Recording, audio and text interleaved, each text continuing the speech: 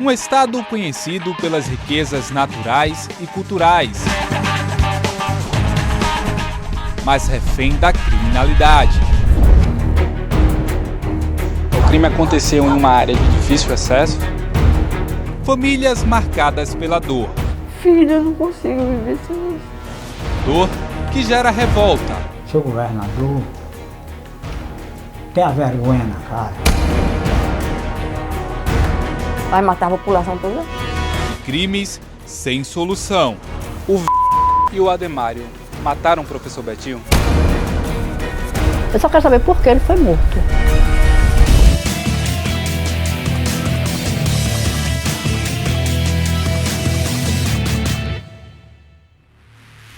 Estamos em Jaboatão dos Guararapes. A cidade é a segunda maior do estado em número de habitantes, atrás apenas do Recife. No ranking de mortes, a mesma posição, só perde para a capital. A noite chega e com ela o luto de mais uma família. O acesso ao local do assassinato é por essa estrada de barro. O caminho é escuro e perigoso. O crime aconteceu em uma área de difícil acesso, foi aqui no Curado 2, Jaboatão dos Guararapes. Ele morava nessa casa aqui e foi assassinado ali. A senhora viu quantos homens abordaram o seu esposo? Eu vi não vi nenhum. Fábio de Freitas da Silva tinha 24 anos e já havia sido preso por porte ilegal de armas. A mulher dele confirma: Fábio era usuário de drogas. Não conversava contigo sobre dívida com traficantes, estava devendo, ameaçado? Não. Ele conversava que sentia muita raiva e ia matar muita gente. O ex-presidiário agora é uma das 548 pessoas assassinadas somente no mês de março em Pernambuco. Os números têm batido recorde desde o início do ano. Dia de festa. Que terminaria com a morte de mais um pernambucano. Estive aqui no domingo, falou comigo, trouxe as filhas dele, para de noite receber a notícia, seu filho levou um tiro. Em 2.977 é estatística, 977 assassinatos, inclusive meu filho. O torcedor do esporte Esdron Santana Júnior, de 36 anos, foi morto enquanto voltava de uma partida de futebol. Antes de ser assassinado, ele, a mulher e um casal de amigos comemoravam a vitória do time em um restaurante. A companheira que presenciou a morte do marido prefere não se identificar. Quando a gente fechou a conta, esses amigos que a gente estava tinham chamado já um Uber e ele disse: não, eu levo vocês. Aí eu ainda olhei assim, rapaz, uma hora dessa, tu ainda vai levar eles lá. Era madrugada quando o casal voltava para casa. No momento em que passavam por essa ponte que liga o bairro da Joana Bezerra à Ilha do Retiro, no Recife, os dois foram surpreendidos por um homem armado. O farol bateu no pé da ponte e eu vi um homem de óculos escuros com uma arma apontada. Eu ainda tentei puxar ele, mas o cinto não deixou. E aí eu só escutei o disparo, depois o carro capotou. Foi tudo muito rápido. Foi segundos. Anunciou o assalto? De maneira nenhuma. Esdron foi atingido na cabeça e morreu no local. Alisson da Paz, de 19 anos, foi preso em flagrante na casa dele e confessou o latrocínio. A polícia também chegou a Anderson Camilo da Silva, de 20 anos, e a Jonathan Azevedo Santos, de 19. A área onde tudo aconteceu é dominada pelo tráfico de drogas e conhecida por esse tipo de ação dos bandidos. Em fevereiro, a câmera do carro de um empresário registrou o momento em que ele é assaltado.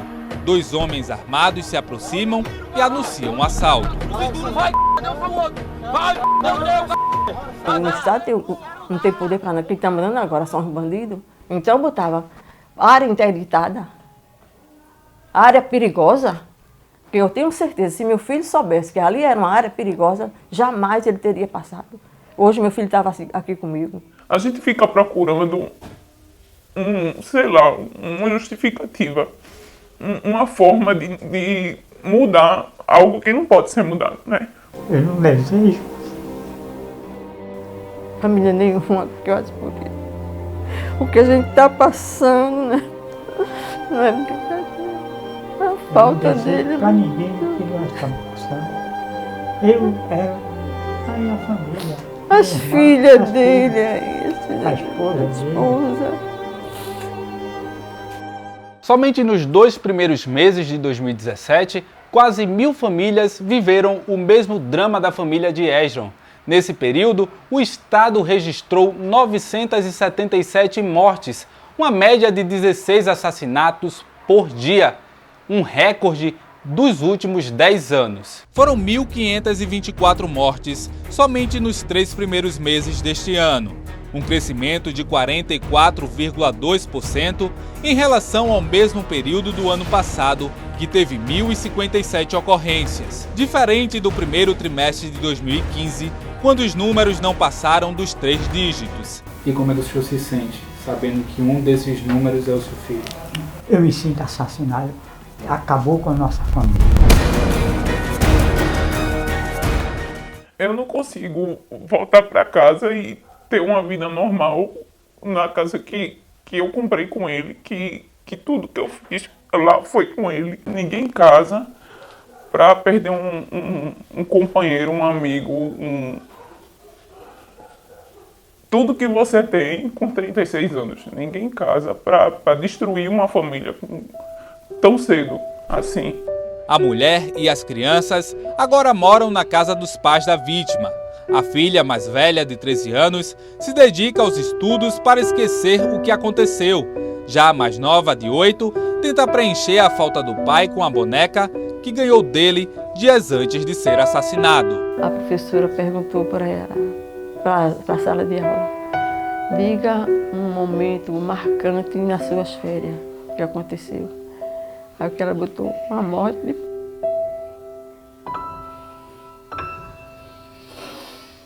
Eu fico pedindo para ele viver. Filho, eu não consigo viver sem você.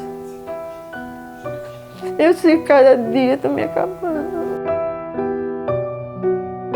O que representa essas lágrimas aí para o senhor, Soraya?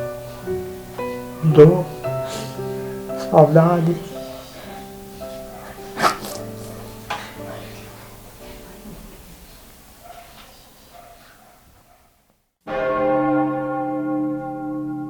Antes de Esdron, outras pessoas também tiveram direito à vida violado.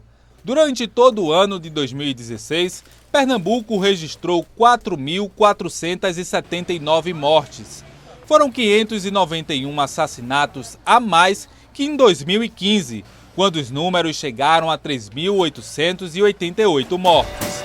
Entre esses números, um dos casos teve grande repercussão no estado. A pessoa que matou ele quebrou o rosto dele todinho com o pé. 2 anos de um crime brutal e uma interrogação.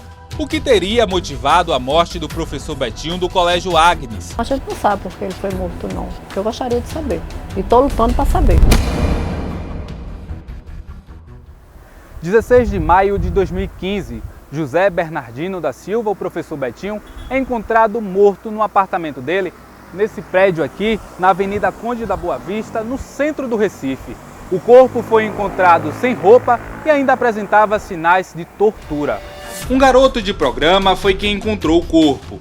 A polícia descartou o envolvimento dele com o crime. Rafael que encontrou.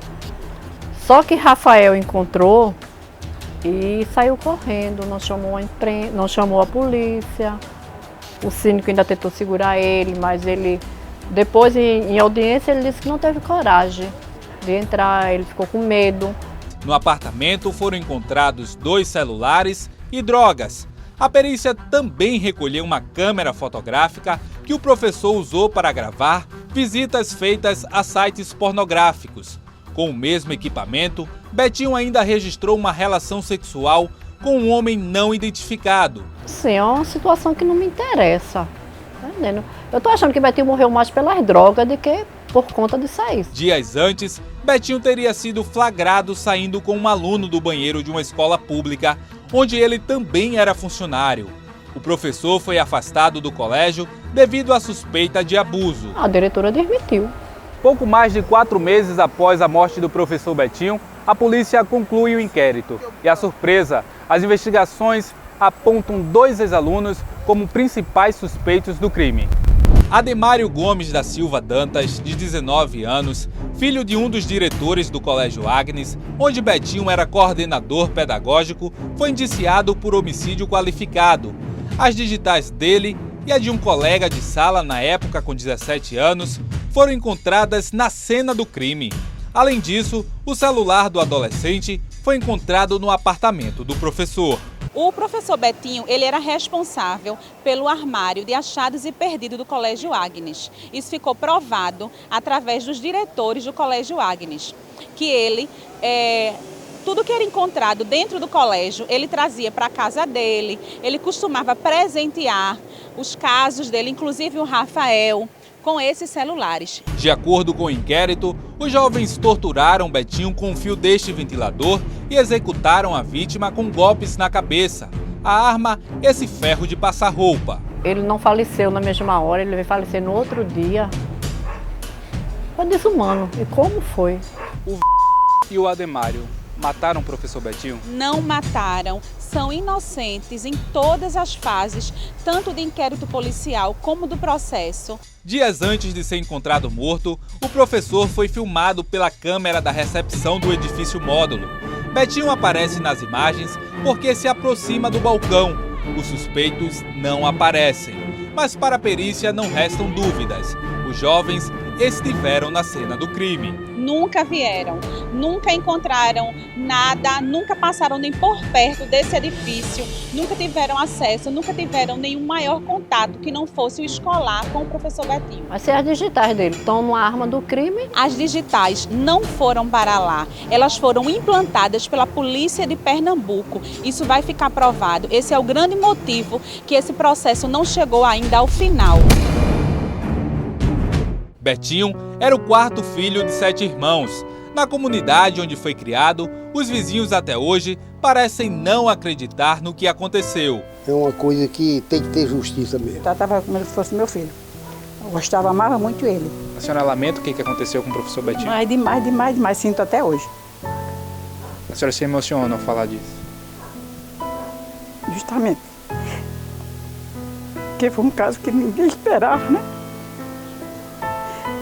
Mas aconteceu, fazer o quê, né? Sinto muito a morte dele, sinto muito mesmo. E eu quero justiça.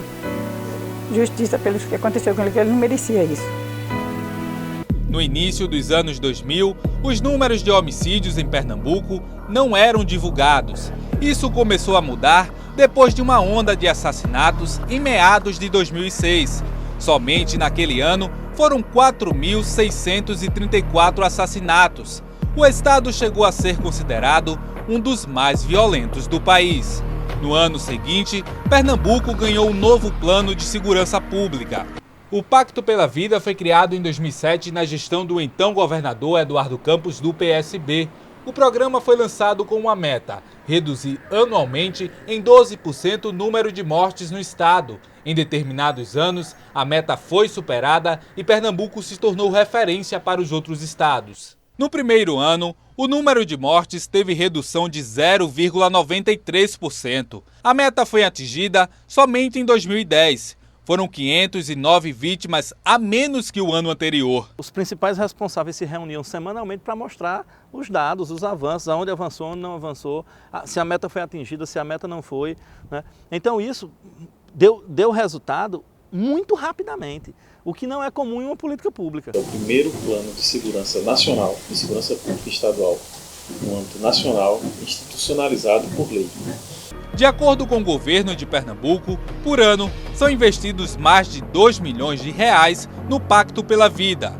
Para 2017, foram destinados pouco mais de 4 milhões de reais. Mesmo com todos esses investimentos, os números não param de crescer. Se a gente pegar esses dados e comparar a gestões anteriores como o de Jarbas Vasconcelos, os números estão se equiparando. Onde estaria o problema? A droga não era tão presente. Procuremos o número de apreensão de drogas. De 60% a 70% dos crimes ocorridos no estado de Pernambuco, hoje em dia, dos crimes de homicídio tem a ver com o tráfico de drogas. Mas para combater o tráfico de drogas e outros crimes, os policiais reivindicam melhores condições de trabalho. Para cobrar das autoridades, a categoria criou um manifesto batizado de Operação Padrão. A Operação Padrão consiste em um policial militar não vender mais a sua folga, e um policial militar não ir mais para a rua com colete vencido, sem raio dos HTs, com viaturas com documentos atrasados, viaturas precárias com pneus carecas, né, com munições vencidas. Como é que nós vamos poder abordar um cidadão se nós estamos na condição ilegal? Atualmente em Pernambuco, um soldado ganha pouco mais de 3 salários mínimos. A Operação Padrão também vai de encontro ao Programa de Jornada Extra de Segurança, o PGES. O Estado hoje quer que o policial venda a sua folga para que ele não tenha que contratar, colocar alguém ali, porque o salário de um, ele paga 3 com o PGES. Dos mais de 18 mil policiais, cerca de 500 foram afastados no ano passado, devido a problemas de saúde causados pela profissão. Outros 16 foram assassinados. A gente tem hoje uma polícia, principalmente uma polícia militar ostensiva, formada basicamente, ou na sua maioria, por pessoas que saem justamente dessas comunidades. Né, e por pessoas que moram perto onde o crime está acontecendo. É um ambiente extremamente insalubre para o policial. Mas nem sempre o policial é a vítima. Em março deste ano, uma operação da polícia no município de Itambé, na zona da mata do estado, revoltou a população. Nas imagens feitas com o celular, é possível ver a violência. Um dos soldados dá um tiro de bala de borracha a queima-roupa em um manifestante. Durante o socorro, o carpinteiro Edivaldo Alves, de 19 anos, é arrastado e agredido. Ele morreu dias depois no hospital. Isso tem muito a ver com um despreparo na sua formação, né? E o Pacto pela Vida pensava muito na requalificação da formação do policial. O policial ele não puxou o gatilho só. Aquele gatilho foi puxado pelo Estado. O bandido ele evolui muito mais rápido que a polícia. O crime está aceleradamente à frente da polícia. No presente ano, já foram presos mais de 600 homicidas. Na sua grande maioria, o grosso é o jovem. É o menino de 14 a 29 anos. Pobre, negro, favelado, sem instrução. A maioria não tem segundo grau completo, sem expectativa nenhuma de fazer um curso superior, sem ter acesso a uma qualificação para o emprego. Então esse menino se torna uma presa fácil para o crime, né, que consegue cooptar, e tem um exército aí, um contingente de jovens que podem ser cooptados para o crime muito grande. Né? A prisão em si não resolve. Próximo de completar 10 anos do Pacto pela Vida, o governo anunciou um investimento de quase 300 milhões de reais em segurança pública. A promessa é que em 2 anos o dinheiro seja usado na criação de novos batalhões de polícia. Com mais viaturas, com mais motocicletas, com a compra de helicópteros que vão poder atuar de maneira integrada e ao mesmo tempo 24 horas, ou seja, inclusive ações noturnas, que hoje não é possível, vão ser efetivadas através de equipamentos modernos. Nós estamos recuperando também e vamos colocar 9 delegacias móveis. Mas não é só por aí que resolve. Não adianta o Estado acreditar que vai fazer uma política pública de segurança desconsiderando as causas sociais. Fomos em busca, então, de uma dessas causas sociais que mudam a vida das pessoas. E para isso não precisamos ir muito longe, não. O projeto que você vai conhecer agora fica no bairro do Cabanga, no Recife.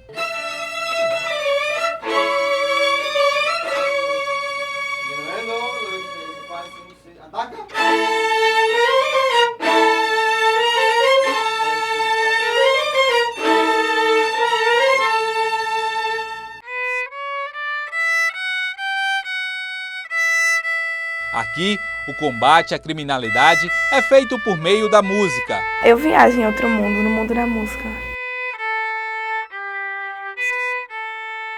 É um mundo de criminalidade, um mundo de paz.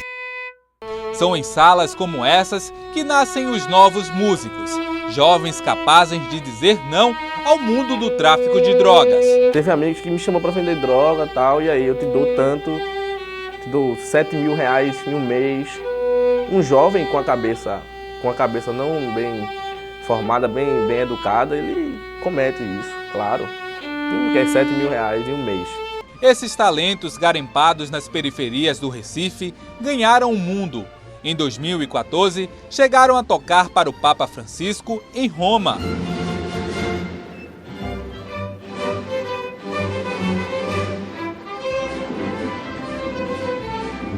Experiência única que guardo para mim por toda a minha vida. Coloque um aluno da Orquestra Criança Cidadã e um detento de uma penitenciária lado a lado. O aluno custando 1.000, o preso custando mais de 3.000. E veja a perspectiva de um e de outro. Por esses corredores já passaram dezenas, centenas de jovens. Desde que foi criado em 2006, o projeto já beneficiou mais de 800 alunos. Daqui saíram grandes nomes como Isaías Tavares e Antonino Dias. Mas o sucesso não é uma regra. Em 2016, um desses instrumentos foi silenciado, levando a orquestra ao luto.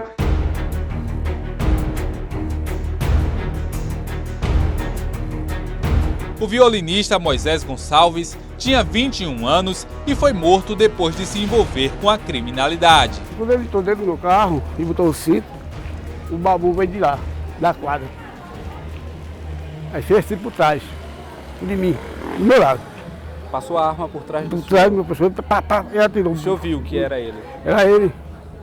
E o outro ficou dando cobertura. Foi um momento de se fazer várias perguntas, certo? E de achar respostas, obviamente. Mas, assim, primeiro porque foi, na realidade, a primeira incidência de um ex-aluno, ex-aluno nosso, de falecer. E aí a pergunta, será que a gente fez o que podia ter feito? Será que isso? Será que aquilo? E, assim, acredito que sim, né? Tanto é que foi a primeira vez em 10 anos. Mas a gente tem que viver a nossa vida também. Porque se nós pararmos, a gente também vai acabar na mesma.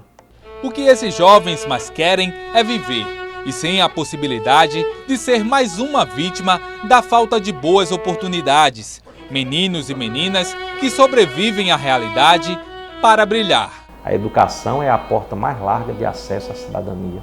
Sem educação, não há saída.